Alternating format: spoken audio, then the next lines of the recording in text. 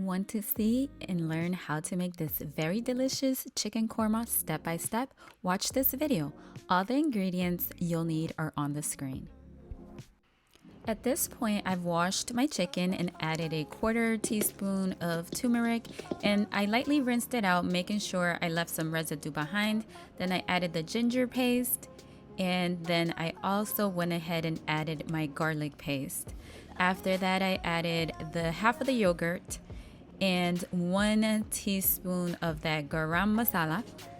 I then went in with my red chili, a little paprika, a little bit of salt or a pinch of salt to start. Then I mixed this together really well, and then I set it aside.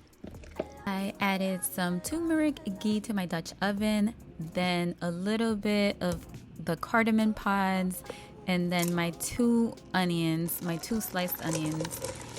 And then I let those caramelize for a bit and added some cashews.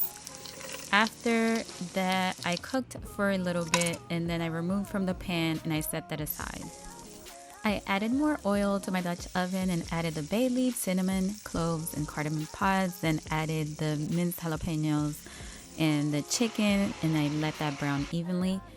I added the onion mix to the food processor to puree. This is optional. You can add this back in whole and allow it to cook down if you like it more textured. I added the remainder of the yogurt to the onion puree, some garam masala, some salt, coriander powder, chili powder, and paprika blend. Give this a mix, then add the puree to the chicken. Stir and let it cook for a couple of minutes, then add some chopped cilantro and then also some water. You want to cover it and let it come to a boil and cook through. Then set this to medium-low heat. To make the sauce as thick or as thin as you want it, for a thinner sauce, add more liquids like water or chicken broth, and for a thicker, let the sauce cook for longer and cook down. Now, while the chicken is cooking, rinse clear 4 cups of basmati rice. Add some oil to my skillet, some cardamom pods, and some salt.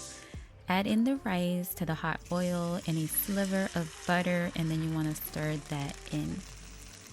At this point, you want to add enough water just to cover over the rice. Bring to a boil and let most of that water evaporate. Once most of the water is gone, give it another stir, cover tightly, and reduce the heat to low.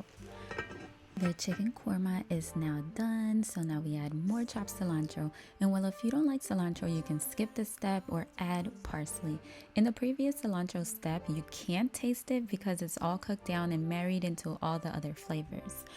The rice is supposed to look nice and fluffy like this. Now that everything is done, this was perfect for a week's meal prep.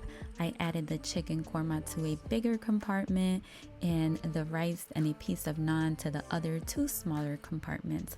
This was truly delicious and it was a 10 out of 10 meal prep. I didn't get sick of it until day 4 or 5, so I definitely recommend this for a wonderful meal prep.